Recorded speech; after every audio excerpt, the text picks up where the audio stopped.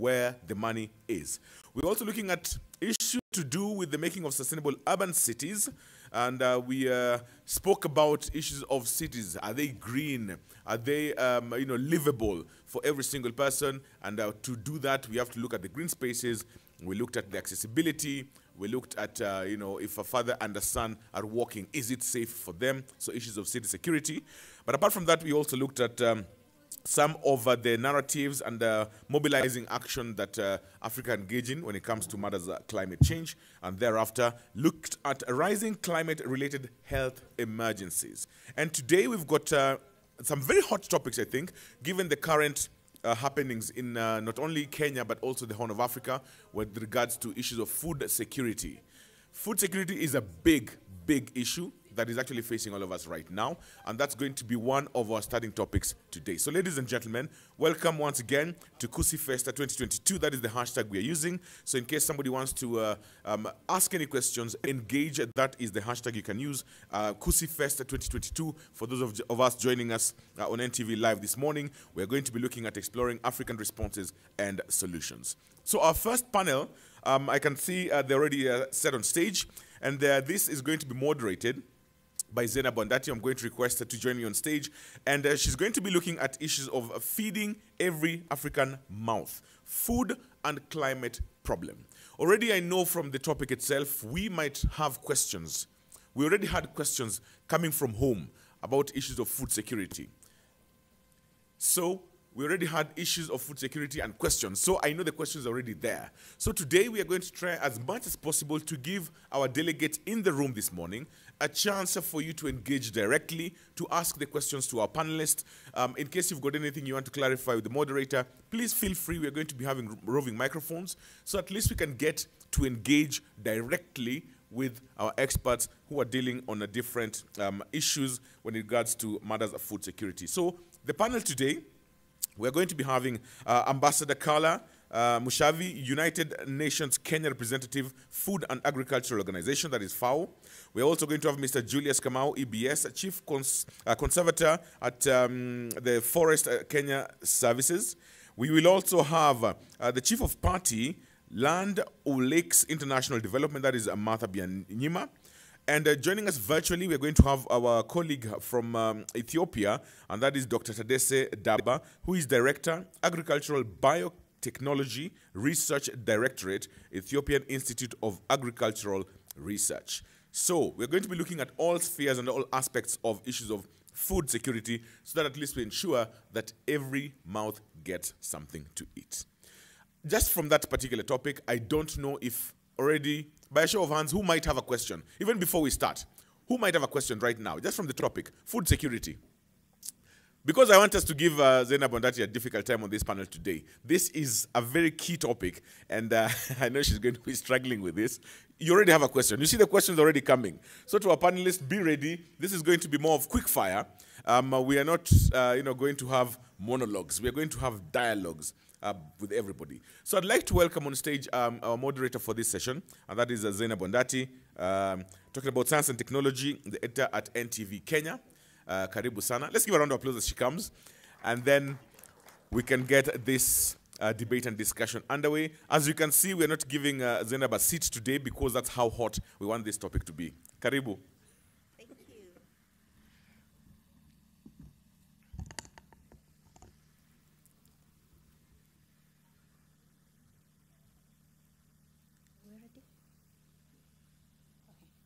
Good morning, ladies and gentlemen. Welcome to day 2. I hope you've had something to eat. And if you have, I'd like you to thank a farmer, because farmers are the reason we are able to eat something. And thanking farmers is part of the reason we're going to have this discussion this morning, talking about food security and the relationship between food and climate change, and what roles we have as the citizens of Africa, the residents of Africa, in transforming our food systems so that we are able to survive the crisis that is climate change. And my colleague Larry already introduced my panelists, but I could just go over it again. My name is Zena Bondati, I'm science editor at NTV Kenya. Right next to me is Martha Byanyima, Chief of Party, Land Lakes International Development. Next to Martha is Julius Kamau, Chief Conservator, Kenya Forest Service, and this forest where we are in part of his jurisdiction. So he's our host. Thank you for hosting us at Karura.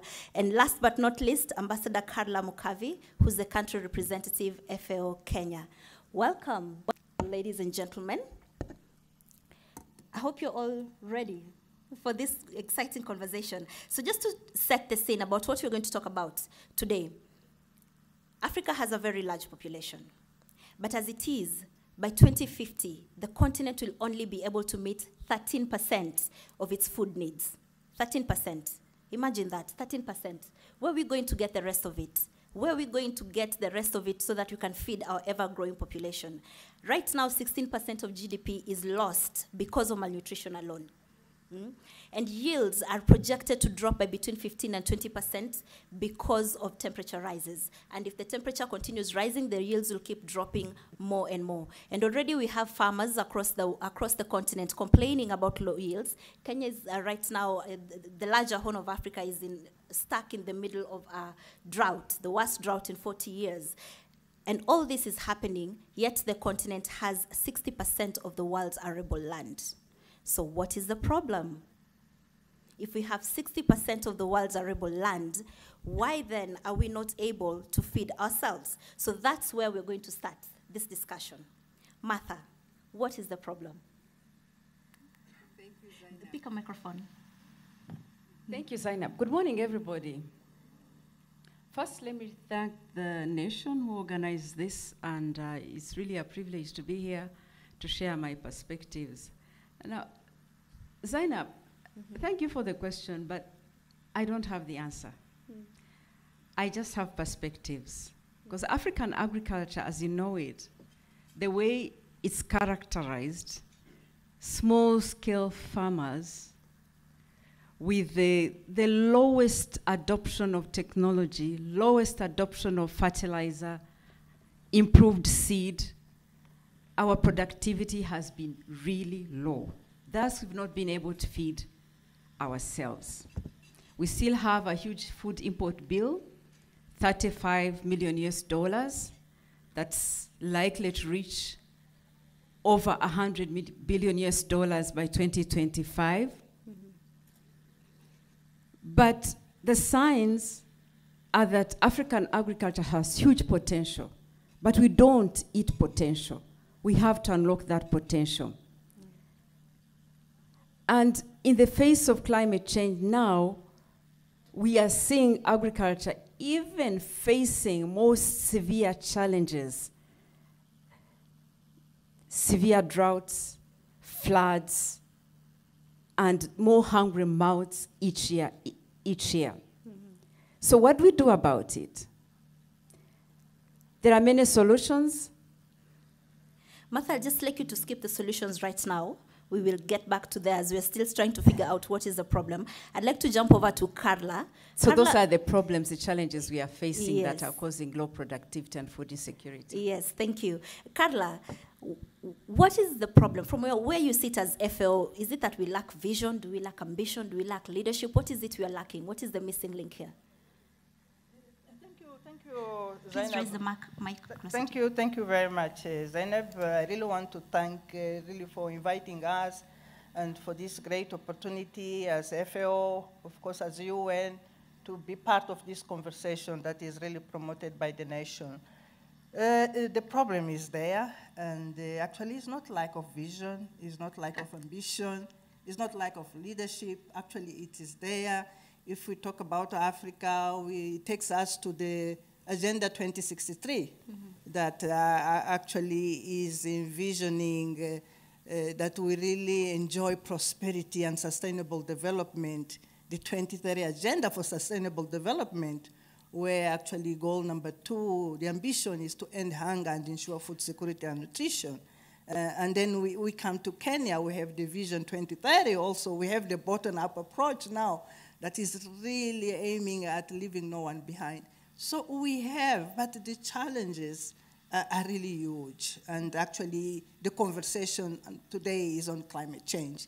So climate change is really the big challenges that are impacting in agriculture. And you heard from our fellow panelists here indicating that we really have to invest.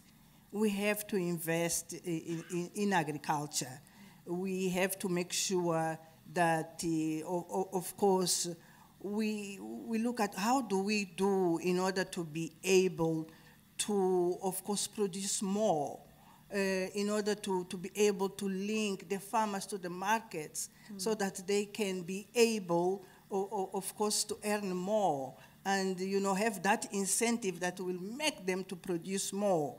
How do we really build that resilience? Because now, actually, with the climate change, we have to look at adaptation. How do we adapt to climate change? Yes. How do we mitigate climate change so that, of course, it can harm us less? And this can only be done by building resilience, by looking at, of course, climate-smart agriculture, where, of course, you have got, producing more in less. You have to look at improved seeds. But to say that really one of the big challenges that we face is climate change. If we look at Africa, it's not only actually climate change, but it is one of the big defiance of our times. We also have situation of conflict. We have a situation of course, economic downturns. Actually, one of the reports that the FAO is producing every year is the state of food security and nutrition. And every year we see the increase of food insecurity, people going hungry. Right now in Kenya, we are looking at 4.3, almost 4.5 million of Kenyans that are really food insecure because of climate change. So which means that the problem is there. We have to invest. We have really to come together. We are just coming from COP27, where again we have doubled our ambitions. We are talking about the fund that is going really to compensate because of the losses, because of the damage that the climate change is really imposing into agriculture, into, of course, food security. But we really want to see this happening, that climate ambition, so that, of course, when we invest, we can see the difference. Yes, thank you, Carla. Now, Julius, I'd like you to jump in at that point. She talked about climate change and climate change being the big defining factor in Africa's inability to feed itself. And you are one of the people who are working towards mitigating climate change. What is the link between what you do and food security? Thank you, Zainab, and thank you for that question. First of all, being the host of this event in Karura Forest, I want to thank the National Media Group for this cooperation and engagement. And I think there couldn't have been another better venue than this and the topic that we have. But I am not a food expert. So therefore, if there's someone who will sweat on this panel, maybe it's me. But I'll reivindicate myself and say, perhaps the problem, before I go to what you have asked, the problem is not being able to analyze the problem. That's the problem. And two, looking at things in silos and not looking at the continuum. We sit, and I want just to bring the backstage, because sometimes forestry and trees and conservation is looked at the backstage. In fact, some people here may be asking, what is a conservator, forest conservator doing in a panel discussing food issue? But I want just to say this. If you look at Africa itself, as we speak today, we have about 636 million hectares of forests, okay? These forests play a very critical role in terms of providing water. So if you're talking about agriculture, whether it is rain-fed or it is supported through irrigation, then if you don't talk about conserving our forests and ecosystems, then it's not sustainable. The discussion you have is not sustainable. Even on the farmland, Africa has about 441 million hectares of wooded land under agroforestry ecosystem. That tells you where the forest resources and tree resources sits in providing the basic parameters to ensure sustainable production of food in our ecosystems. That has to be understood. And I want to say that sometimes this has not come out to the open. People look at agriculture as soil, fertilizer, and water. But they never ask themselves, where is this water coming from? Whether it is rain-fed, forest ecosystem has a role to play in creating that microclimate and even helping us to have that convectional rain. Whether it is irrigated, that water is coming from somewhere in the upper catchment.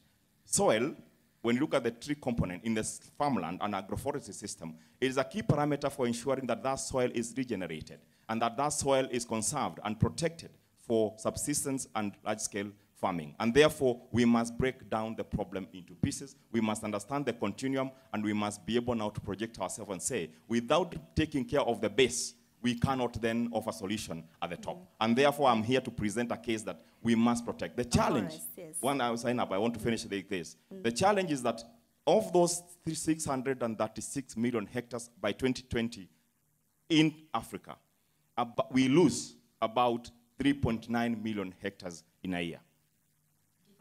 Deforestation in a year. That is where the problem is. Because we are expanding land for agriculture, because we are abandoning another land that I took yesterday, because the land I'm going to is fertile. Within 1 year, it becomes infertile. I go for more. It's a tragedy of the common. We must intensify agriculture. We must protect the ecosystem that we have so that they can give us the water we need and microclimate that we require to sustainably manage our agricultural systems. You know, Julius, when you mentioned that link between forest and food security, last week NTV did a story about the state of the Mount Elgon ecosystem and how the deforestation and the human activities in that forest is now starting to affect the farmers. And even children now have to be incorporated in looking for water, and they have to go deeper into the forest looking for water, which is not safe for children. So I can see what you mean there. Now, I'd like to bring in Dr. Tadesse Daba, who is joining us virtually from Ethiopia. Dr. Tadesse, picking up from what Julia said about the link between forests and food security, why aren't farmers being incorporated in this practice of saving forests as they open up land for agriculture? Yes, good morning, colleagues. Thank you, Zainab. Yes, as you said, Africa has more than 60% of the world arable land, which means it's almost close to 40% of the continent is arable land. So despite this, as you said, the elements that you have raised, like ambition, the leadership, there is a combination of problems pertaining there. So if you see the annual report of food crisis report, the three major things in food insecurity are climate, instabilities in the economic shocks. So among this economic climate change in many ways global issue. Dr. Daba, there seems to be interference on your sound. There seems to be a bit of interference on your sound. So I'd like to skip you for a moment as the technical team sorts that out, and I will circle back to you. So coming back to Martha, we've set the scene. We've talked about what the problem is. Now let's talk about how then do we fix this problem. We've done a lot of patchwork over the years. We've done, somebody's doing a project here, someone is doing a project there, someone is doing another project there, FAO is driving a project there, KFS is driving a project there. Aren't these all little projects enough to transform our food systems to where we want to go? I think the first thing we need to do is to change our mindsets. Start looking at agriculture as a food system, as a whole. Listening to him, you can see him making a very direct link between afforestation, availability of water, and therefore food, being able to produce enough food. Now, over the years, the inability to look at the food system as a whole and look at the natural resource base on which our agriculture sits and how our unsustainable farming practices are destroying that natural base and therefore preventing us from optimizing the production, agricultural production to meet our food security needs. The inability to see that and to plan and invest adequately in unlocking that potential means that over the years we are unable to produce the food we need to feed ourselves. So the first thing we need to do is to change our thinking, our mindsets, and for governments to identify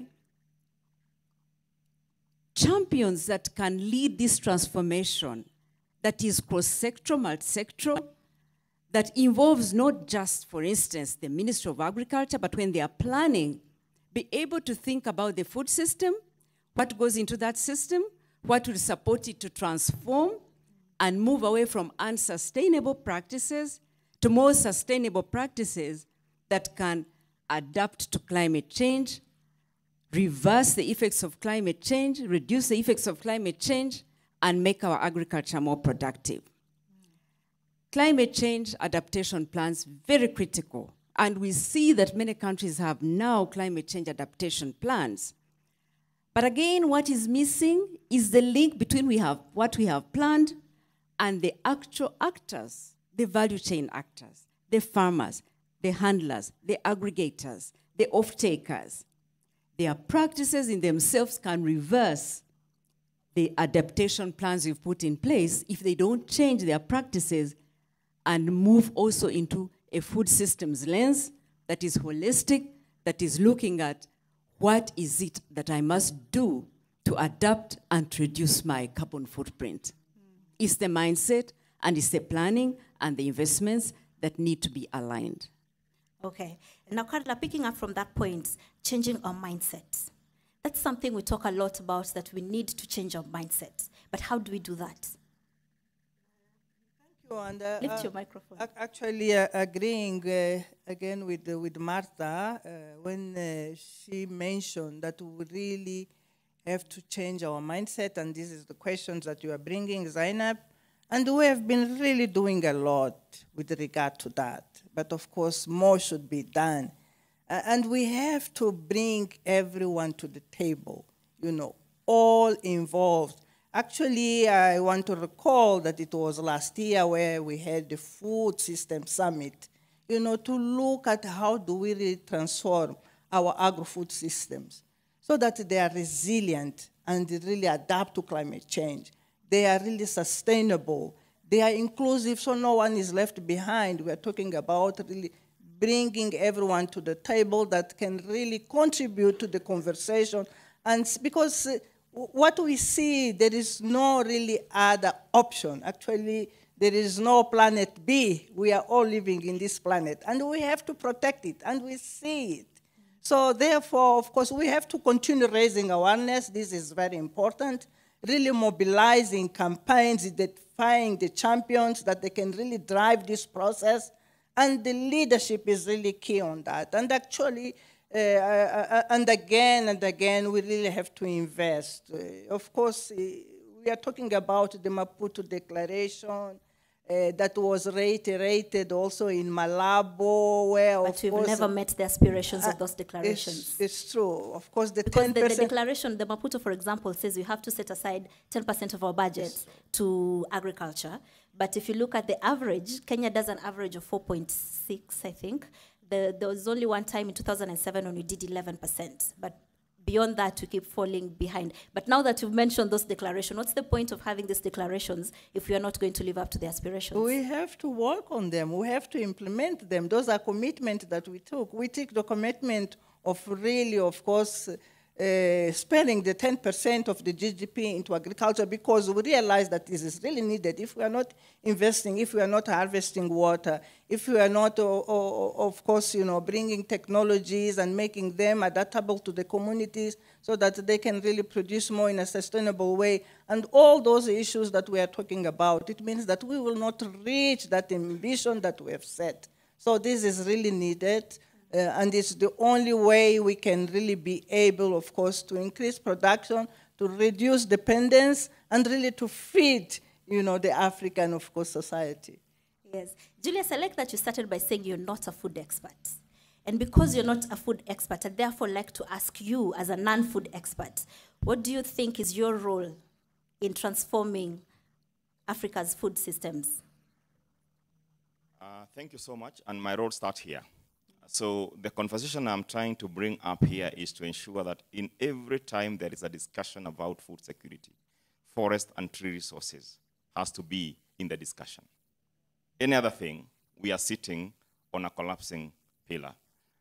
I want to say this also, that new is not always good.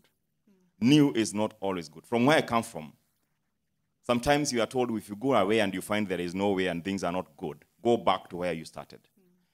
When some of us are growing up, and now you can predict our age, we had basic principles about soil and water conservation. And it was not by choice. We were made to do it, whether we liked it or not. The fanyaju, the terraces, the napier grass, the cutoff, that kept our capital, which is soil. And if it goes, then we lose it. If today you look at the catchment, the farmlands, where the water coming from the forest is clean, but the moment it hits the farmland, it gets dirty. Every time you walk around, and some of us were able to actually fly over this country, and you see a brown river, sometimes we take it as it's normal. It is not.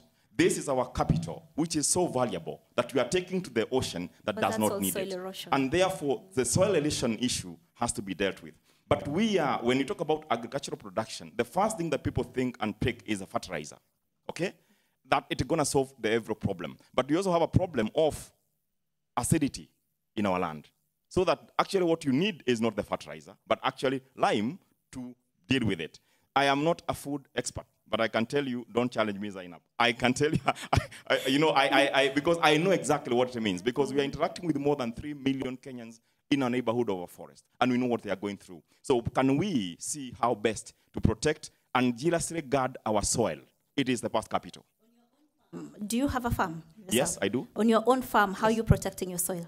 Now that I don't want to be exposed for other reasons, but I have to say I'm a very genuine public servant, and I can tell you I have a 3-acre land, 3-acre land that I was able to procure at some time. But as we speak today, I put it under avocado hash, 350 of them. And the reason I have done that is because I'm a forester. I need a tree, but I also need a tree that can speak to the food security. Therefore, I will be maintaining that avocado. But I also will be feeding the nation. So I don't want to be fed. I also want to feed myself and also be a party to feed other people. That's what I have been able to do. And I want to tell you this. We also must stop being selfish. Because as Africa, 90% of our forests are naturally regenerating. The one we have been able to plant is only 10%. So it means we are enjoying what our forefathers did, but we are not reinvesting. And yet we expect the nature to support us. It's not going to happen. We must also deliberately say, if I'm benefiting from resources that were invested by the previous generation, I must also sacrifice my time, not only for another person, but for my generation coming from me. We must also become selfless, and we must become people of servitude, and we must also look at sustainable development and intergenerational equity from a very serious perspective. Okay, thank you. Dr. Daba, are you there? Dr. Sadase, you're there, good. Yes, now we can hear you better. So picking up from where Julius has left off about the role of forest and food security, how then do it, Africa's agriculture is largely smallholder, and Julius here as a forester, he wants us to plant more trees so that nature can protect us. But this smallholder farmer is working on an average of an acre. On an acre, how is he going to plant trees? Yes, actually we don't mean that every agriculture is against forestation. For example, if we take like perennial crops, as he said, for example, avocado and the perennial fruits, they are part of forest, and we should think of like every agriculture is not always against forestation. So smallholder farmers, yes, more than 80% of almost all African nations are smallholder farmers, but we should intensify the production, the productivity of these smallholder farmers through supporting them through technologies.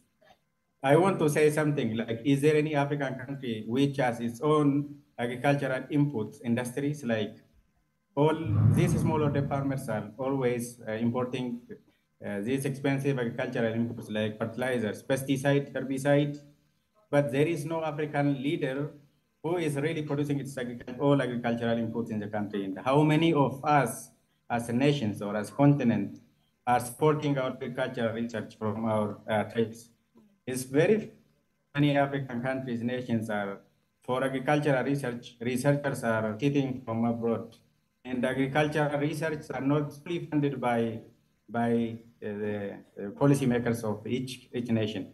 So what I mean is the best way to protect the forest in smallholder scale is to produce or to improve the productivity, supporting these smallholder farmers through technologies.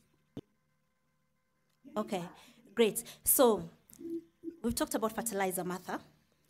And right now the conversation is slowly shifting towards organic fertilizer. I'd just like you to define what organic fertilizer is, because people seem to think that if you've got cow dung, you can put it on your farm as it is. But what really is organic fertilizer? Thank you. No, organic fertilizer is that natural fertilizer, like waste, like animal manure. But I think the conversation should be different. Inorganic fertilizer is not bad. We cannot grow agriculture without synthetic fertilizer. We can't. But the issue is, how do you apply it and manage it efficiently? So that, in a way, that you reduce your carbon footprint. And sustainable practices is what we must fight.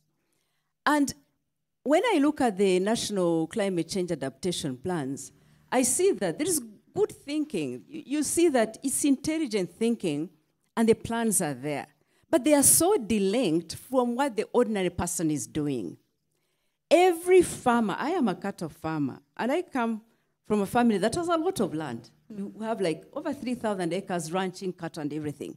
But why can't we all wear a food systems lens and just look at our farming holistically? Look at this land and say, what potential can this land, what potential exists here to be able to put more carbon in the soil and reduce the carbon we are putting in the atmosphere? That's the thinking. From a large farmer to a small, no one can do it alone. Whether a commercial farmer, small farmer, you can't do it alone. We need a community of practice with the food systems lens, thinking holistically. But you mentioned you're a livestock farmer.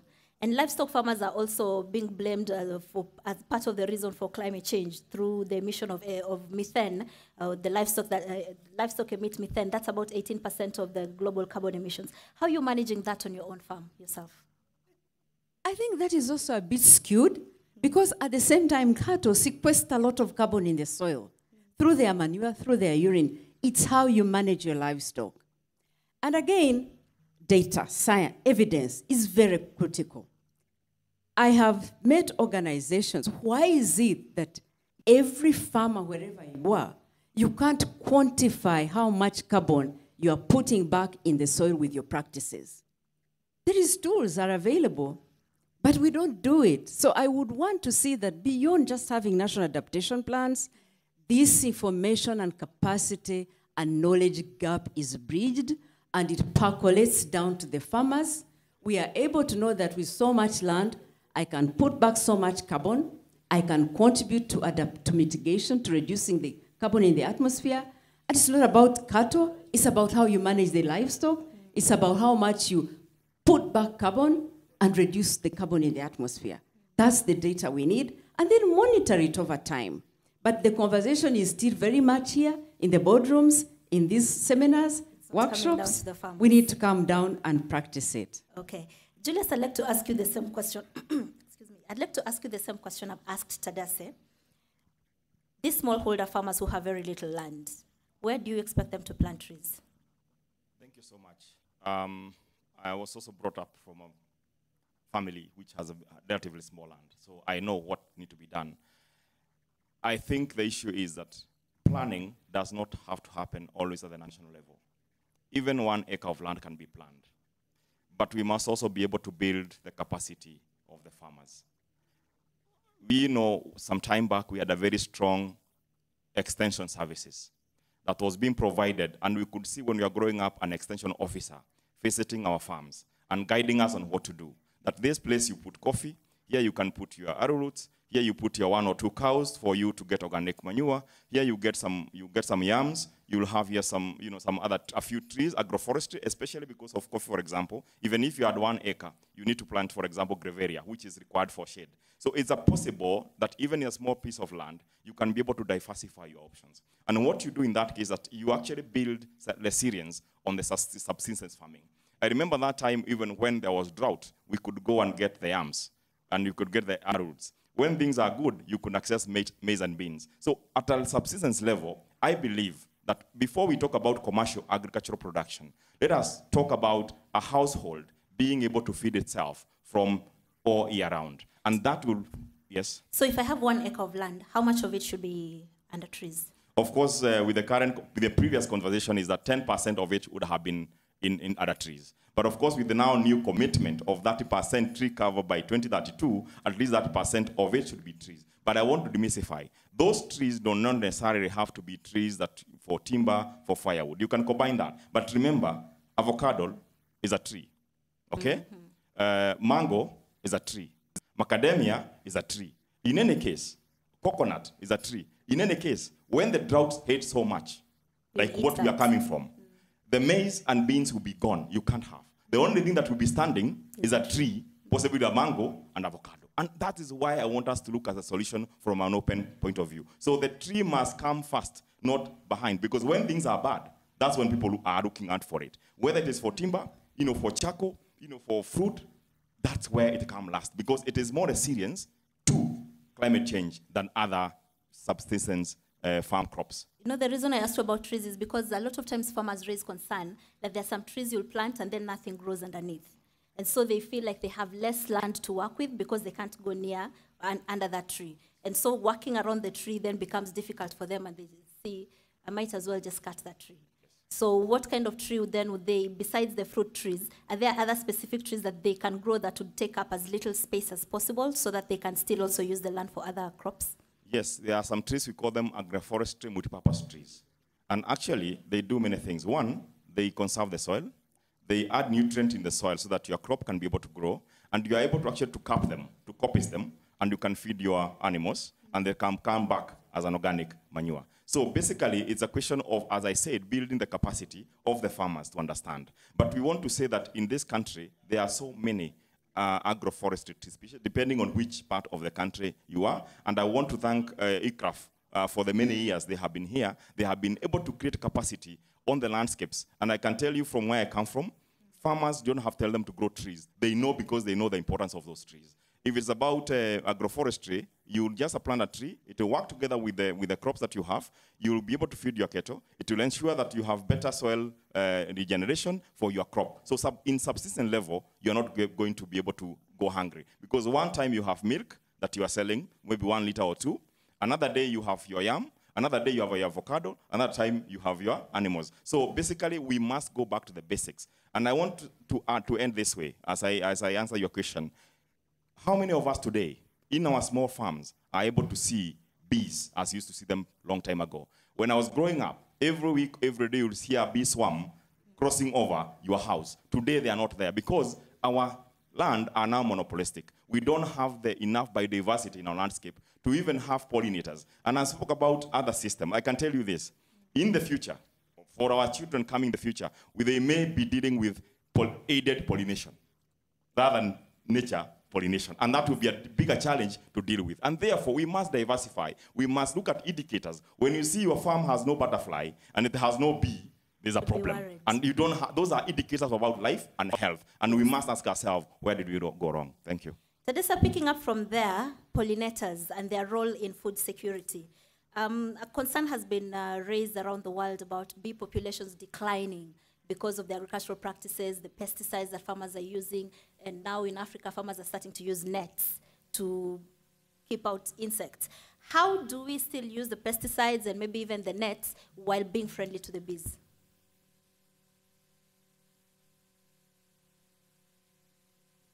Dr. Sadese, you hear me? I think you're muted.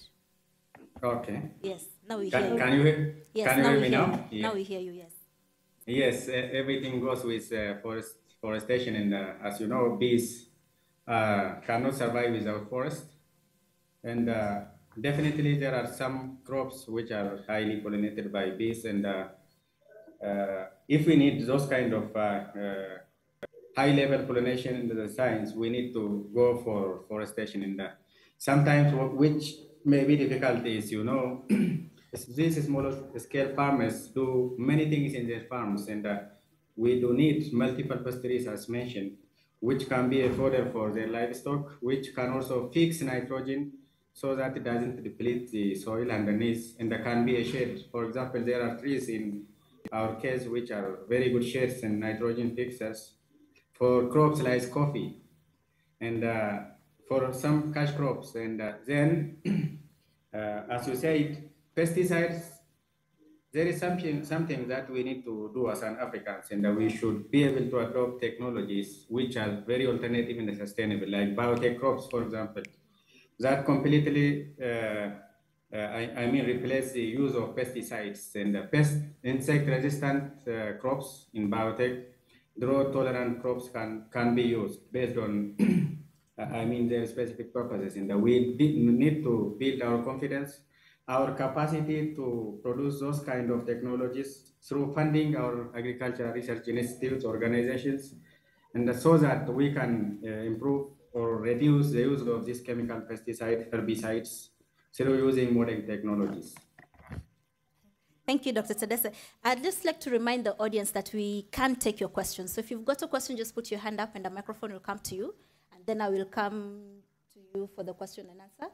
Just raise your hand clearly so that whoever has the microphone can see you, and then a microphone will come to you. So Martha, speaking about technology, Dr. Tadesse has mentioned technology. Indigenous knowledge versus technology. What's the link? Close link, I must say. Technology has to be informed by local knowledge. Because you can't just bring a technology and introduce it to farmers and you think there's going to be adoption. It's going to be a technology that responds to their actual need, a technology that's inclusive, a technology that is transformative, that has benefits to multiple stakeholders in that food system. Just to give an example, in every country you hear them talking, resisting, we don't want GMOs, we don't want. But it's a technology, but it's not that they don't want, but it's just that the conversation is, we are importing food that's GMO. The conversation is, how can this technology help you? And how you as a community can use it to bring benefits to the system. So if the technology is not informed by local knowledge, then it's not adopted, then it is resisted, and it cannot transform a food system. Yes. There's a close link, and they must speak to each other. Carla, you work a lot with farmers across Kenya. How have you seen this indigenous knowledge be put in practice and transform the lives of communities? Thank you, Zainab. And actually, before I move to the question that you are raising, I really wanted also to agree here with Dr. Kamau, and one of really the great examples that we have in terms of really restoration of ecosystems is the Kirisia forest, which actually this year they even won of the one in Samburu County. In Samburu County. They won really the 2022 FAO award because of the conservation agriculture. And there actually we come back to the issue of the change of the mindset and champions that they can really drive this process. Because of course the communities were saying they use really to benefit for the forest. But of course over the years, and because of the impact of climate change, they would see the forest degrading. So they realized that they have to move out of the forest. So voluntarily they decided to move out of the forest. And of course after some time, after some years, they are really now harnessing really the benefits of the really restoration of the ecosystems, regeneration of the vegetations. Actually, I wanted to bring the issue of the beekeeping, which really shows that really, of course, that ecosystem is so healthy. So to say that, it's possible. Conservation agriculture can really take us far, and also afforestation.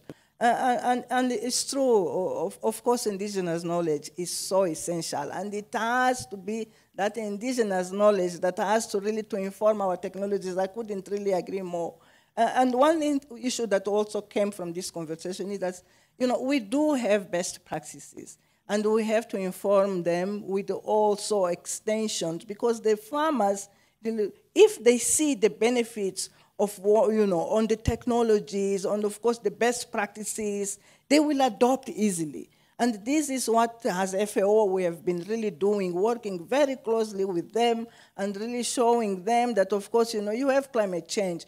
The way you used to do, maybe you have to adapt, you have to do it in a way that, of course, you adapt what is good to improve, of course, your yields, and of course improve your livelihoods and their lives. So I really wanted to say that we have to harness the potential of this indigenous knowledge to make sure that, of course, it's really complemented with, of course, the non-traditional ones. So they go hand in hand, they complement each other, they are not mutually exclusive. Julius, there's a question here for you by Samuel Mudike. Someone would like to know, why can't we come up with very punitive laws on logging? Thank you so much. That's a policy matter. But basically, it's something that we have actually thought about, and it's something that is ongoing. And basically, there's a review process about the Forest Conservation Management Act 2016, and we'll be able to inform the process because the penalties have to be higher than they are, the fines have to be higher than they are. As far as and as much as we want to make the laws stronger than they are today, having served at the seat I serve as a CCF for the Kenya Forest Service, having interacted with the forest adjacent communities who are very vulnerable, okay, and who basically do not have access to many, to many things, I have to come to appreciate that we must use different approaches. Yes, for the criminals who want to come and take forest lands, basically they have to be faced with a serious, within the law. For those who have the ability and they're using poor people to commit crime, we must be able to get them, and have the law has to support us in doing so. But what we also decided as Kenya Forest Service and with the Ministry of Environment is that we also must mind the livelihood of the people neighboring the forest. I'll give a case scenario for Kakamega Forest, which is in the world, it is the forest which is surrounded by the highest local population. And therefore the pressure is real and it's driven by genuine needs. And therefore, we can go there with forest rangers and enforce and do all that we can, but that does not offer the solution. The sustainable solution is minding their livelihood, having them invest in nature-based enterprises, having the land they have productive, having them grow trees on farm, having them some energy-saving GCOs, having them have some cows and one or two to improve their economic livelihood. That way, we'll draw the pressure from the forest ecosystem. I think the solution and the way to sustain our forest resources is by enabling the community around there to be capable, to be able, and therefore they are not even interested to come in as we give them the normal access right. That is more sustainable as we continue to deal with the issues of the regulatory approach. Thank you. Who has a microphone? Great. Please stand up, say your name and who you're addressing your question to.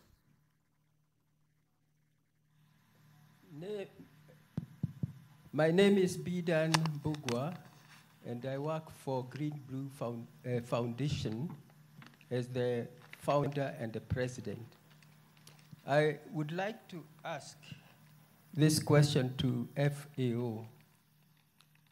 There have been institutions like FAO and agriculture, ministries, and so forth, many institutions, and they meet to solve the problem of food security for many decades.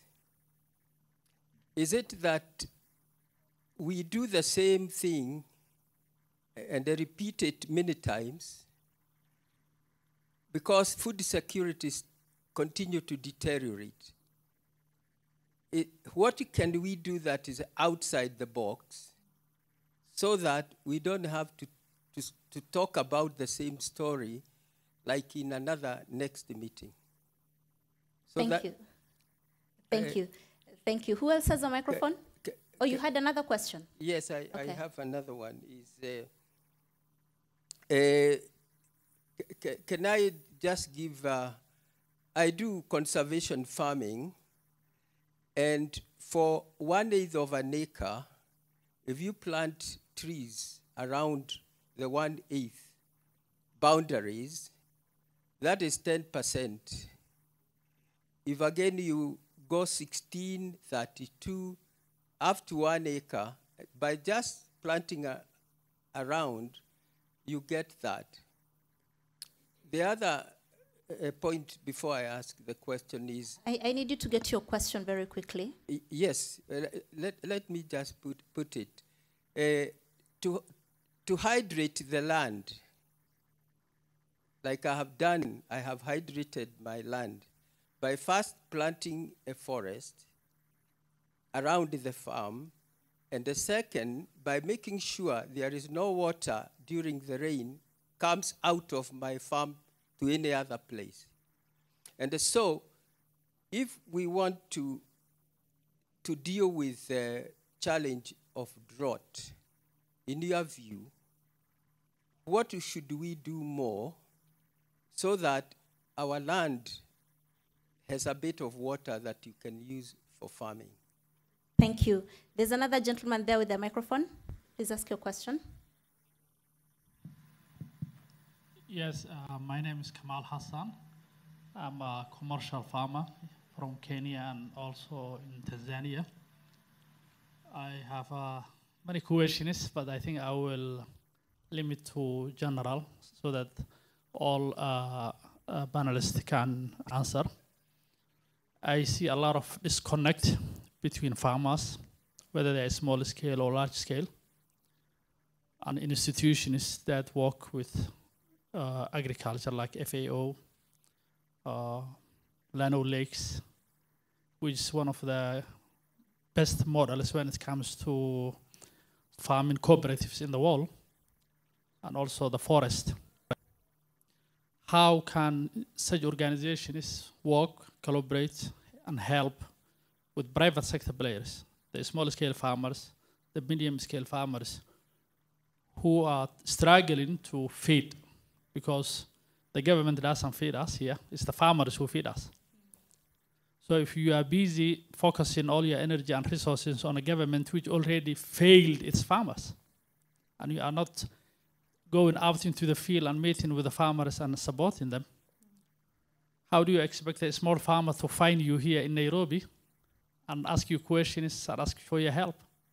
I see a lot of organizations are concentrated in Nairobi, and they're all talking about climate change and farming, or helping farmers. Well, I don't see any farmers in Nairobi. The farmers are out there in the village. You are all enjoying yourselves here, and you are theorizing, and we are struggling on the field. How can you help us?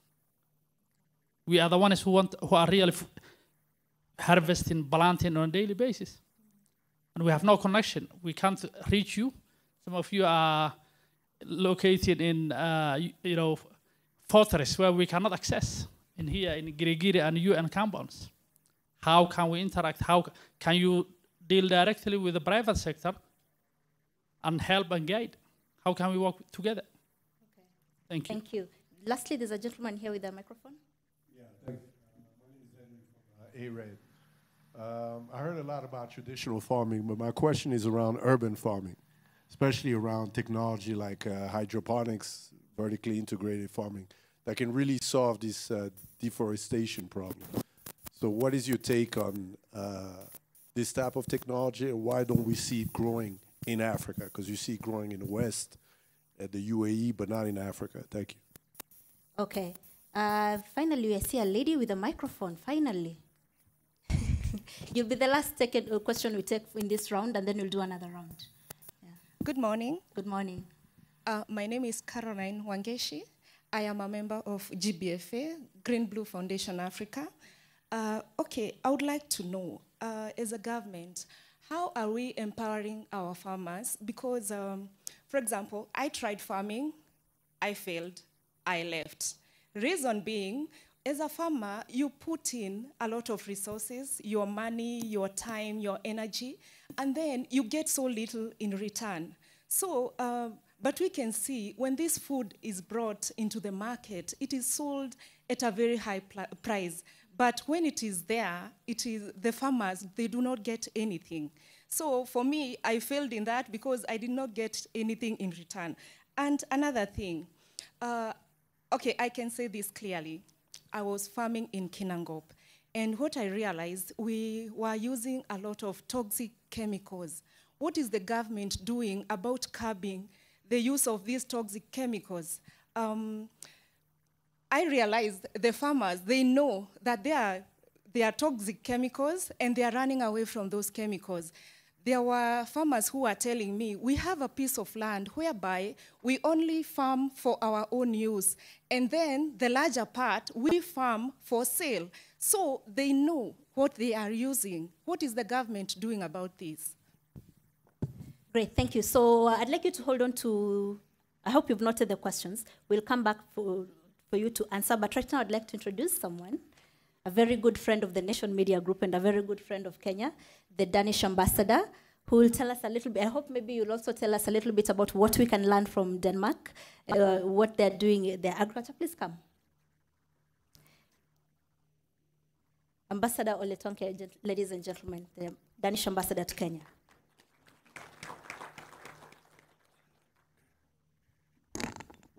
Thank you so much, Zainab, and great to see you again. We were together on Wednesday for really interesting discussions, and I really want to thank NTV for organizing this Kusi festival and having that in-depth discussion on these really important issues. Also making sure that the awareness around climate change is being put out there in Kenya. I wanted actually to talk about the question from one of the farmers that said that we are disconnected from this global or academic discussion that is happening here in Gigiri. And I think that's actually a really important point. Going back to the last elections we had in Denmark in 2019, that happened to be the first election in the history of Denmark where climate change was on the top of the voters' agenda. That was the number one issue for the Danish voters at that time. That came out of a long period of time where the children, they went on the Fridays for Futures strike, which really impacted the political agenda in Denmark. So the new government came in on a very strong mandate and with a very strong sense that they needed to really up their game on climate change. And they agreed to have a new and much more ambitious target of 70% of reduction in CO2 emissions. And they were very open and said, we do not know, and we don't have the technology as of now to get there, but we want to set the ambitions as high as possible. Again,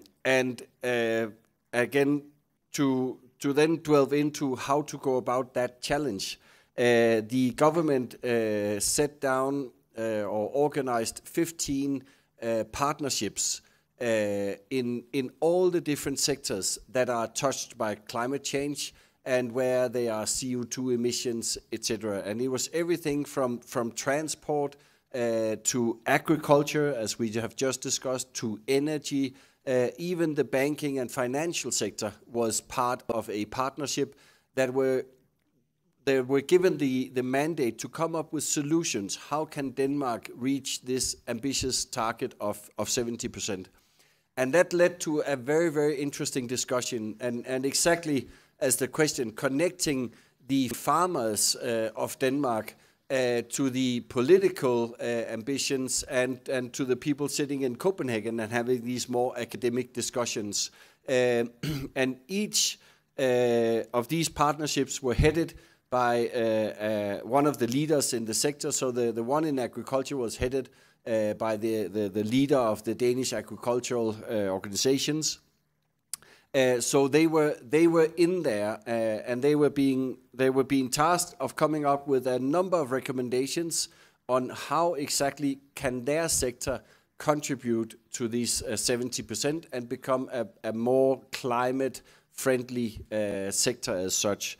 And that led to 15 partnerships with each of them a lot of recommendations that then came into the government machinery and were turned into new regulations, new subsidies or taxes if that was needed, etc., etc. But putting the incentives and making sure that you had a very strong collaboration with the private sector, with the farmers of Denmark, with the electricity providers, of how actually to move this agenda in Denmark.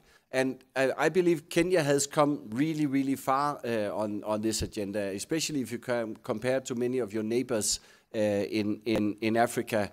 And there are already talks, and you have a very strong private sector that are interested in this. You have a very strong financial sector who want this to happen. But getting that very close dialogue and conversation, I believe, is one of the keys to really move this another step. I know both KEPSA and KAM, they are trying to organize partnerships, one around waste management, circular economy, again, connecting the ones who are collecting the garbage, to the one who potentially can reuse some of the recycled plastics, etc., etc., and to have that conversation. So for me, that would be really a great outcome if there could be more of that in Kenya. And why not have a partnership on agriculture where the farmers came together with the political leaders and the investors, because all hands needs to be on deck on this, and everybody needs to work together on this. And what we've seen, I believe, in Kenya, because we are, as the Danish embassy, what we term a frontline mission. So we are also supposed to walk the talk and be a climate-friendly representation here. So we have bought an electric vehicle, for instance, and it was a year ago. At that time, we actually couldn't buy a brand new electric vehicle in Nairobi. So we had to source it from Uganda and import it together with an e-bike, by the way. And it runs perfectly, and it can run 300 kilometers without recharge, and it runs on the electricity of Kenya, which is 90% renewable. So for me, I was like, why is there not more focus on that in a country like Kenya? You import, the biggest import bill of Kenya is petrol. You wouldn't have to if you quickly transformed into e-mobility, for instance. Another thing we did was we had to lay new tiles on the grounds, and we found this Kenyan company called Jenge that does tiles made of recycled plastics. They were lighter, they were even cheaper than the normal standard tiles. So we bought them, and they work perfectly on the grounds. My point is that there are actually a lot of innovative solutions already happening, both in Kenya and in the region. The question is how to scale that up and how to connect those dots to make sure that comes out and really changes how things are done here in Kenya. So I'd leave it at that, but really thank you a lot for your attention, and wish you great discussions further on through the day. Thank you so much. Thank you very much, Balozi. Thank you. Now, I'm told there's one more person with a microphone. I'm sorry I skipped you. Where are you? Yes, please say your name and who you're addressing your question to. Okay, thank you very much. My name is Derek Kabasa. I have one question, and maybe I'll suggest the panelists to give a comment on the other one. First, I think when you talk about food security, we cannot miss the point of food wastages. So how are we working towards reducing food wastage as we tackle food security? I think putting things into context, I saw a feature in a particular media house whereby farmers were decrying in Nyeri. They have a lot of produce that they have maybe gotten from the season, but also we are seeing some people dying due to hunger. So how do we close that gap? Then also, secondly, it's a comment. I think Madam Martha quite of shared a bit light on that. We have the GMOs now. So I'll wish, I know it's quite a hot topic, but I'll wish the panelists maybe to give a comment on that. When you're talking about technology, and I believe that's biotechnology in agriculture, so how do we handle that, even going on forward as a country and also as a continent? Thank you. Thank you. So we'll take those questions first as you think about what you'd like. If there's anyone who still has a question and hasn't asked, we'll come back to you for the second round. So Carla, I'd like to start with you. Some of the questions were addressed to you. Thank you, Zainab. Actually, some of the questions, when we started, we really somehow, of course, talked about it. And how do we really ensure that we are not disconnected with the farmers? And we mentioned that we really work so closely with the farmers. As FAO, of course, our main office is in Nairobi, but we have around 14 offices at the county level. And this really shows that we really want to be close to the farmers. Actually, the farmers are really at the heart of the FAO agenda. If we talk about agriculture, if we talk about ensuring food security and nutrition, agriculture is really done by the farmers. So our work is with the farmers, with them and to them. And what we are really saying, that of course, we have to train them. They have also, of course, this knowledge that we really want to harness to make sure that it informs policies, it informs decision, it informs strategies that can also, again, help them. Of course, the issue of extension, we know that, of course, extension is aging, is one of the areas where we are really working very closely with the government to see how can we really revitalize, because this is so important, to adopt those technologies that are really needed for the transformation. So I really want to assure you that farmers are at the heart of the FAO agenda and the FAO mandate, and is with them that we work. They produce, the food that we eat, and we really have to care. Actually, at the beginning, you mentioned that we have to thank them. And the drought, of course, we're talking about climate change. This is the topic also of the conversation, that climate change is really impacting in agriculture. We see drought, we see floods. We just came out, I don't know even if we came out from COVID-19. And this was really huge. And how do we really ensure that we adapt, that we really mitigate? And again, we have to build resilience. And this is really huge. It means that we really have to inform our early earning and the early action system so that, of course, we can be able, of course, to take, of course, actions in advance, anticipatory action. So those are issues that we are really working on them. Of course, the challenges are huge. The magnitude is really immense. But we have to come together, and then again, of course, recognizing what the ambassador was saying, that this is not a conversation that should really come isolated.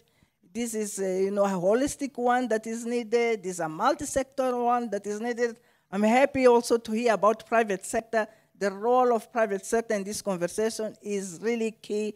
We just, of course, together with the FAO, adopted the strategy on climate change with private sector, because they have an important role to play also in that. Actually, agriculture, we want to, on all the policies and all the strategies that we are really have been embarking on, and we want them to make sense and really to contribute to that transformation. I really wanted to say that the private sector has a big role to play, because even farmers are really private sector.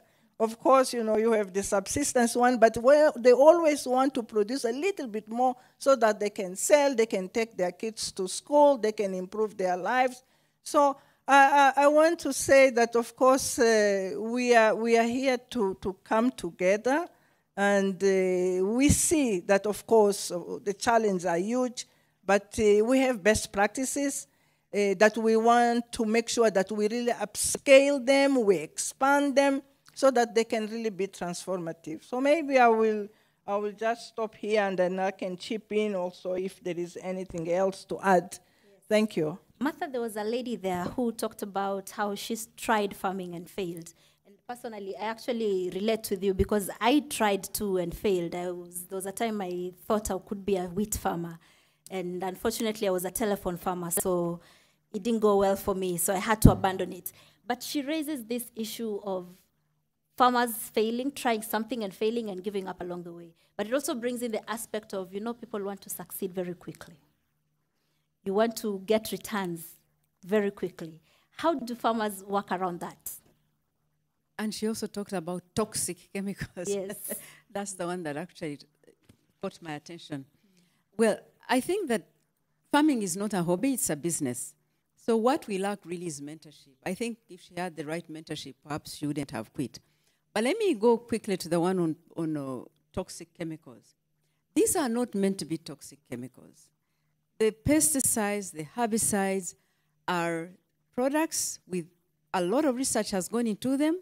They are to help us manage pests, diseases, and those risks that are actually making our agriculture less productive. With climate change, we've seen that there's an increase, an escalation of transboundary pests and diseases. and which are even more resilient to the traditional way of managing them. So the research, the science behind these chemicals always brings new products that are safer to use and products that are effective. Now, the challenge and the real problem, here's where the real problem is. You need very effective regulatory frameworks. For every chemical, for every active ingredient, we need to have domestic regulatory limits to know that if it's used on a product, the residue limits must be not higher than this level. And monitoring programs to ensure that as we apply, we are not exceeding those limits. So I see that most of the countries where we have worked, I've worked in many countries in sub-Saharan Africa, there are no monitoring programs. And the farmers are not getting the advice they need in terms of applying them safely to ensure that the product has safe residue limits that are not going to harm consumers or the environment. So I think that's where the problem is. The problem is not in the product is okay, it is safe, it's been tested, it's effective, but it's how you regulate, monitor, and apply it in the field. Mentoring definitely would help. Thank you. Dr. Tadesse, there was a question about urban farming. How do you incorporate urban farming in the transformation of food systems? Yes, thank you very much. There were many questions, interesting questions. Of course, you know, farmers have legal right to feed his family. We cannot just complain what farmers are doing to the forest, but what we should do is we should provide alternative in a way that we improve their productivity so that they can easily feed their family. So one of which, for example, is urban farming, where it cannot be I think I'm loud enough. So it cannot be like for feeding the whole nation, but at least at family level, there are ways of doing urban farming, like for example, dairy farms, vegetables and so forth. But there was one very interesting question raised by like, why are we not using hydroponics? And hydroponics for the sake of transforming agriculture is somehow difficult for a country, for a continent which couldn't extensively farm and cultivate and produce enough food for the continent. It's very difficult to think of hydroponics to transform the agriculture. There was also another interesting question, like as my colleagues have said, how many percent of, for example, Denmark, I really thank the ambassador for the experience, but what percentage of Danish people are farmers? And look, how much percentage is Africa and failing to feed the continent? And then what percentage of that European country is forest? So we have to think of the way we are doing business in agriculture. Otherwise, we cannot complain the whole thing. For example, in chemicals, we have to strictly follow all the research that are for the benefit of farmers are done with huge care and regulation. So we don't have to, feed to that level, but proper regulation of the way of applications and the use of those chemicals has to be in place. For example, someone raised about GMOs. GMOs are maybe only food drugs, medicine or pharmaceuticals are the only ones better regulated than GMOs. This We seem to have lost that connection with Dr. Tadesse. We seem to have lost that connection. But yes, there was a question about GMOs and how controversial they are. Is that something you'd like to comment on, Martha? Not really. You know, it's a technology like any other. Yes. It has a lot of benefits. As we move into the future, the challenge of feeding for instance, here, the African population that's growing at that rate, I think we will need technology. It's one of the options we have. And any country has to make a conscious decision that's driven by its needs and the inclusivity of that technology is very crucial so that people feel that they're part of the decision making and it's not imposed on them.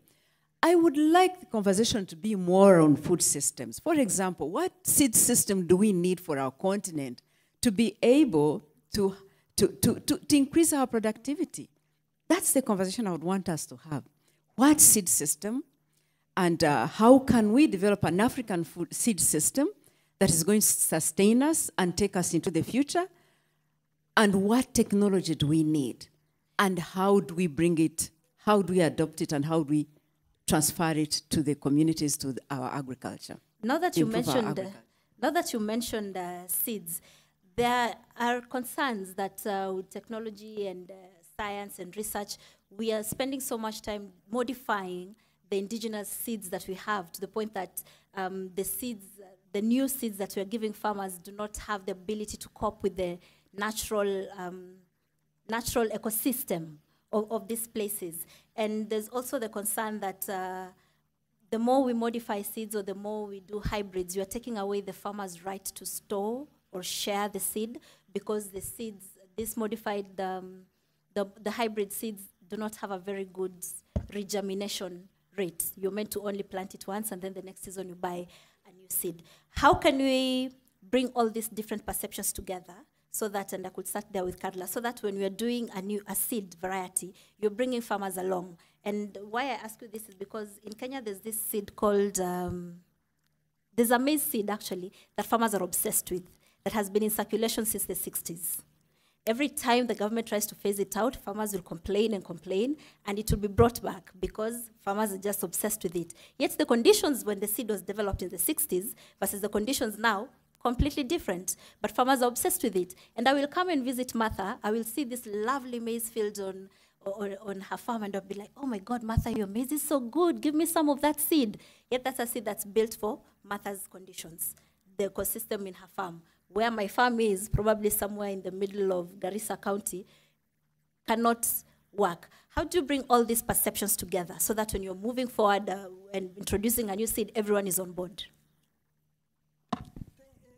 Thank you, Zainab. And to say, and actually you even mentioned that, you know, the conditions that we used to have are not the same that we are really experiencing today due to climate change that is really impacting. And when we talk about really building this resilience, is that to adapt and to mitigate, and I keep on really coming, because that is really the talk. This is what we should really do. It means that we have to be able really to embrace new ways of really addressing or dealing with agriculture that can be really sustainable in the sense that they harm less, but also really to contribute, you know, to produce and to improve the livelihoods of the farmers and, of course, the society. So I would say that in terms of the seeds, we know that, of course, because of the climate change, that the seeds that used to be really productive years ago, they are no longer. So we need to make sure that, of course, you know, we bring research, which is so critical. And I really want to applaud Kenya, because it's really in the forefront when we look at Africa, that can really, of course, contribute to identify which seeds can really resist to the climate change and continue, of course, to make sure that the farmers are able to produce. Actually, technologies and innovation, if we look at the Agenda 2030 for sustainable development, are really the accelerators. We cannot, of course, feed Africa, feed the world, if we are not really embracing those technologies that can really contribute us to sustain. And we have said here that, of course, we do that, also looking, of course, at the traditional ways. There's so much knowledge out there, and we talk about the indigenous one. So again, really complementarity is really key. But we need to change, and then, of course, where the behavior change is really needed in that, because we cannot actually, it came also from one of the participants. We cannot continue to do the same thing over and over and expect a different result. So we have to be really open. We have really to come together. We have to use our institutions, the researchers. We have really to regulate and really be open to embrace what is going to contribute to ensure food security and nutrition. Martha, if you were to do some quick wins, low-hanging fruits that we could quickly implement and transform our food systems, what would you say that is? I think to upscale our sustainable farming practices, agroecology, for instance, is a new pathway now from the way we've been doing things to a food system that is sustainable, that is environmentally resilient, and is able to provide the nutritious diets for all people. That's inclusive. So adopting some of those practices and making that part of our food, of our agriculture in African countries would give us quick wins. But leadership at all levels. I think we need leadership in government, but more in the communities and in the private sector that has a transformative lens that is going to shift things from where they are to a new way of doing things that is going to make our agriculture more sustainable. Julius, do you think, since you're a non-food expert and you've also mentioned you're a farmer, there's always this perception that farmers, they wait to be told what to do. Would you say that's accurate of yourself? I think we must also acknowledge that Kenyans are wonderful people. They know what they need to do. I think there is no other place to say we must be proud to be Kenyans. From that societal foundation, even my mother today, who is about 8 years old, 80, when I go there, she actually has a very detailed understanding on actually the climate change and the changes than actually myself. What she may not understand is what adaptation means or mitigation. So that's what she not understand. But in terms of the basic understanding on how to become resilient, and with the changes that there are, I can tell you, we know exactly what needs to be done. I think as a country, and speaking from now the point of societal, we must strengthen our fabric. I think we are disintegrating. We are becoming individualistic. We are becoming self-conscious. Even when there was drought and still drought exists in this country, there is still people who have wastage for food, and other Kenyans are suffering. I think we have to go to the moral foundation and the ethic foundation and understand that Kenya is a common home. And if you have excess, you must mind your neighbor, whether they have something to have or not. I think the walls we are building around our houses are actually disintegrating us to becoming individual society. So in my view, if we are to connect the society at the local level through the cooperative movement, and which the government is now re-energizing its effort to make sure that we, in the local level, you bring people into groups, okay, youth group, women group, men group, all that in society and cooperative, to understand that you cannot solve your own problem. You require to be together to solve a common problem. If we just did that and strengthen our fabrics and build our society movement, it is possible to address all the issues. Talk about the issues of food distribution in this country. You mentioned one time Yandarwa was saying they have too much. On the other side of Kieni, which is Nyeri, they say there's no food. I mean, if we connect to each other and understand that someone is suffering, then we are able to break these barriers and just understand that we have to survive together. So, yes, we know what we need to do, but we need support, we need inspiration, and we need to move together. I think for the issue of farmers who have tried and failed,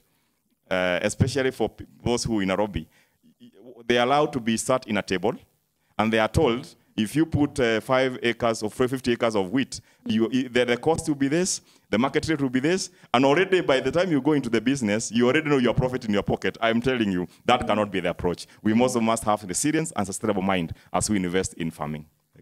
Carla, Julius has mentioned about farmers knowing what they want, what needs to be done. But before you address that, I'd just like you to very quickly tell us, why is food distribution still a big challenge for Africa? That to the point that you have the parts of the continent have lots of food, the other parts of the continent don't. Why is distribution still a big deal? It takes us again to that investment that we need. For instance, infrastructures. We need, but of course, you know, when we talk about the holistic approach and we talk about the food systems approach, you know, from farm to fork, we have to ensure that this is addressed. You know, the transformation of the agro-food systems. Actually, our strategic framework as a FAO is really talking about it, that we need, and it also came very strongly for the Food System Summit, that we have to transform our agro-food system so that they are really resilient, sustainable, inclusive, and of course, efficient. You know, from you produce, you are able, of course, you know, to add value, processing, and actually you are able, of course, you know, to store. This is something that also we have to invest on it. We have to be able to transport it. We have to be able to link the farmers to the market. So it's really a food systems approach that we have to really to work on it. Of course, if we don't have the right infrastructures, it means that we cannot transport that food. If we are not really linking the farmers to the market, it means that they are not able, of course, to sell so that they can really improve their lives and their livelihoods.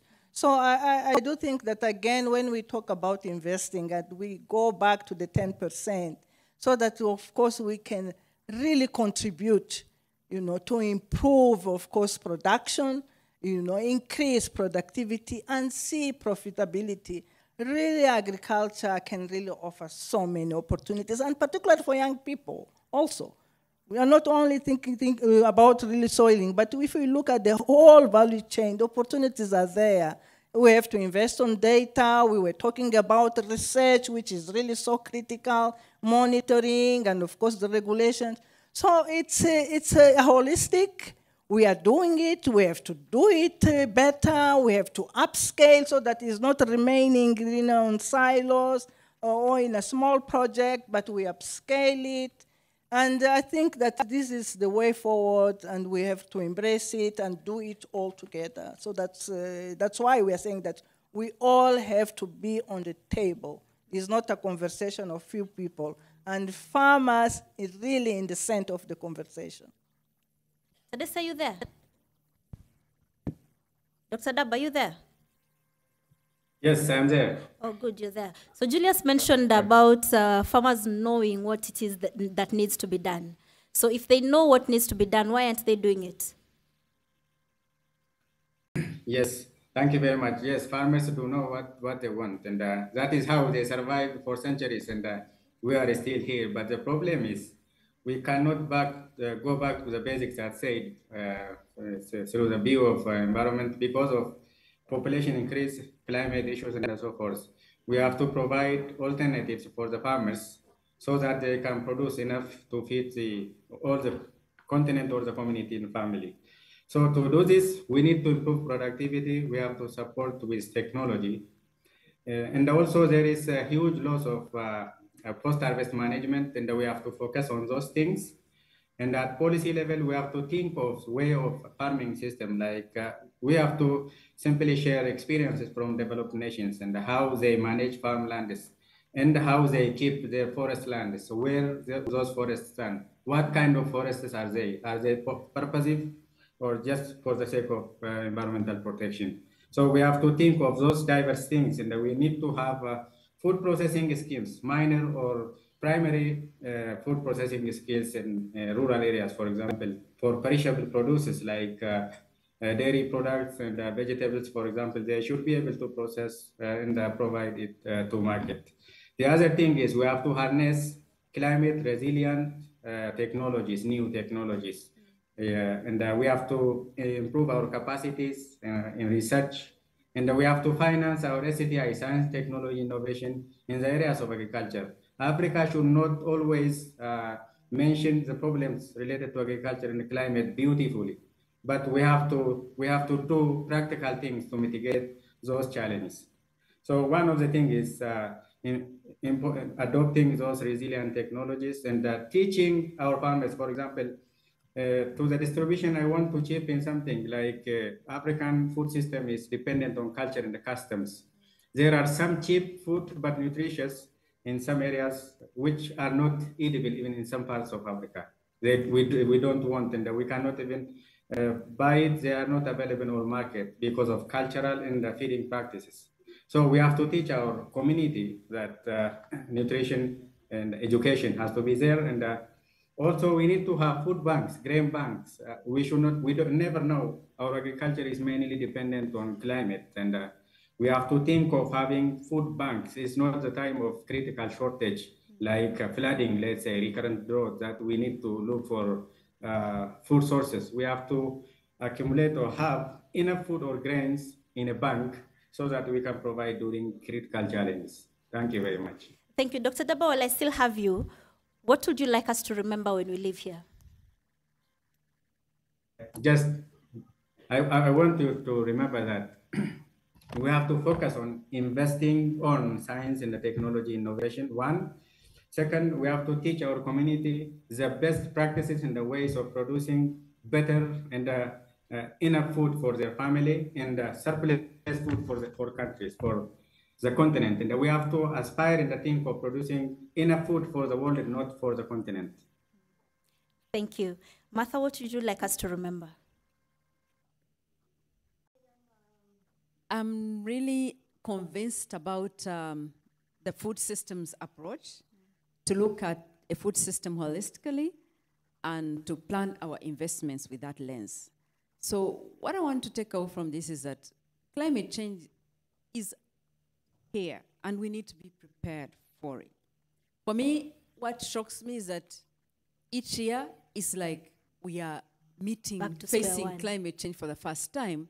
We are never prepared. So preparedness, starting with our national adaptation plans, but which plans have percolated down to the communities and to the farmers, both big and small, and then implement them in a systematic way,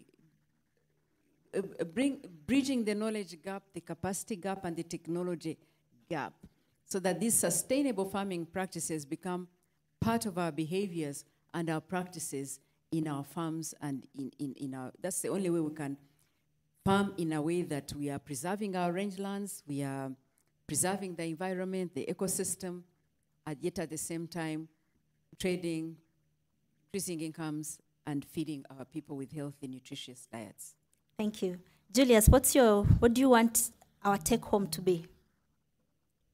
I would just want to say that we must appreciate that the population is growing. Population is growing. That's a wonderful thing. We must appreciate that the spatial, the land that we have is not growing. And that we must be able to ensure that our farming systems basically are focused on having conservation agriculture. That we are able to have activities that restore our land and ensure it's not further degraded. That we must restore our land and restore our forest ecosystem. We must conserve our waters. And we must be able to ensure that the climate information and the extension services reach to all our farmers. As the takeaway also is to appreciate the critical role that forests and tree resources play in sustaining our agricultural production system. And beyond that, I want us, as you go home and as you leave this place, the water that you take, never take it for granted. It has costed people goodwill and the government to be able to protect those ecosystems, to be able to get 75% of safe and clean water in this country. When you breathe great air in Karura Forest, just know that that tree is the next lung. And if we don't protect them, then we are also not able to have our future. And I want to challenge that we now have to go to 30% tree cover in the next 10 years. We are committed as a country, every one of us, to do 300 trees. As you go from here, leave your commitment. You came with a car, you came walking, you contributed to climate change. Mitigate that by planting 300 trees when the weather allows. We have a common home, we must protect it, and we must live together. Let us all know that we have a role to play, and all of us together, with an inspired face, with the hope, we can be able to surmount the challenges as we go forth. Thank you. Thank you. Finally, Carla, your take home? First of all is to say that really farmers should be in the center of this agenda and this conversation, because they are the ones who are really feeding the world. And we have really to work very closely with them, for them. So I think that is really critical. And actually, the 2030 agenda is the people's agenda. And when in this conversation, the people's agenda are really the farmers. They need to be informed. They need to be, of course, also trained, so that we can also harness the knowledge that they have, but also merge with really the best practices, the innovations, the technologies, so that we can ensure that transformation that we are really aiming of the food systems. And then, of course, climate change is here to stay with us. So we have to adopt. We have to adapt and we have to mitigate. And to do so, we have really to embrace on climate smart agriculture. We have to build resilience. And this means, of course, the early action and the early warning is so critical, so that we can take, of course, our actions can really come in advance, and we prevent the wars. And when we talk about climate smart agriculture, it means, again, technologies. It means also, of course, that indigenous knowledge that is really critical. And I think building resilience is key. And then let's really implement the policies, the strategies, the declarations, because if we implement them, they will really contribute to the transformation again. And unfortunately, maybe we are not there yet, but I'm sure that we all understand that really there is no, of course, other option. We have to do so. Yes. So this is what I'm taking from this conversation. Implementation and coordination and partnership. Thank you. Thank you very much, ladies and gentlemen. Thank you, Martha Byanyima, Chief of Party, Land O'Lakes International, Dr. Tadesse Daba, Director, Agriculture Biotechnology Research from Ethiopia, the Ethiopian Institute of Agricultural Research, and of course, our host, Julius Kamau, who's Chief Conservator, Kenya Forest Service, and Karla Mukavi from FAO Kenya, the country representative. Thank you very much. I hope you have all learned something about food systems. This conversation still continues online. You can still continue. The hashtag to use is hashtag Kusi Fest 2022. Now, Larry, are you a farmer? Just like you, I tried. And just like you, I failed.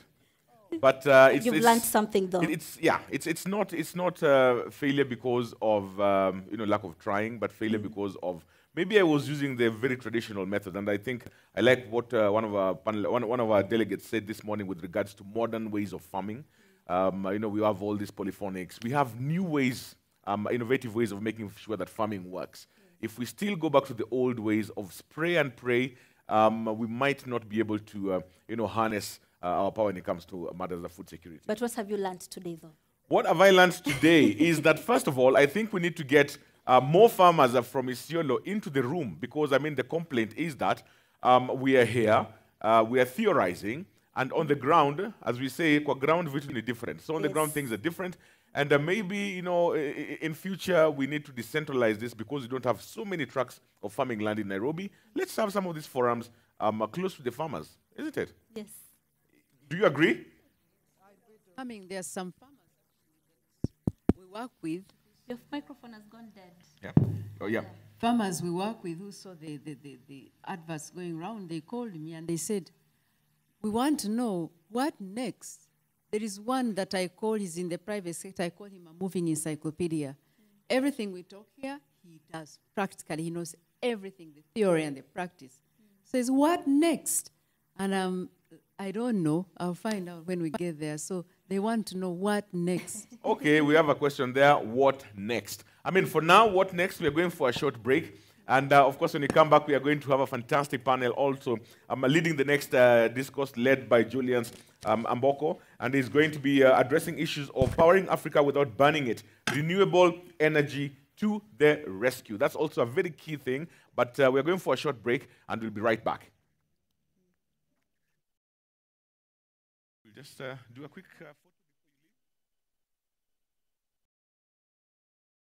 leave. For a tea break. Please, let's make it very short as possible, because